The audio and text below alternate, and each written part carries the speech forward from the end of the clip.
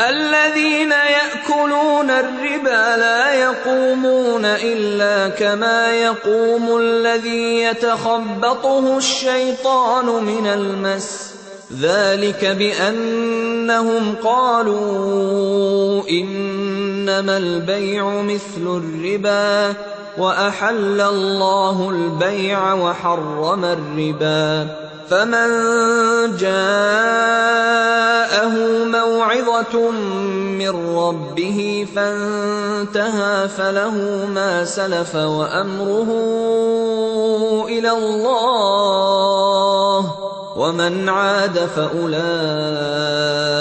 أصحاب النار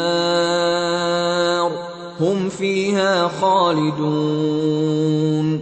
مگر جو لوگ سود کھاتے ہیں ان کا حال اس شخص کا سا ہوتا ہے جسے شیطان نے چھو کر باولا کر دیا ہو، اور اس حالت میں ان کے مبتلا ہونے کی وجہ یہ ہے کہ وہ کہتے ہیں تجارت بھی تو آخر سود ہی جیسی چیز ہے، حالانکہ اللہ نے تجارت کو حلال کیا ہے اور سود کو حرام۔ لہذا جس شخص کو اس کے رب کی طرف سے یہ نصیحت پہنچے اور آئندہ کے لیے وہ سود خواری سے باز آ جائے تو جو کچھ وہ پہلے کھا چکا سو کھا چکا، اس کا معاملہ اللہ کے حوالے ہے،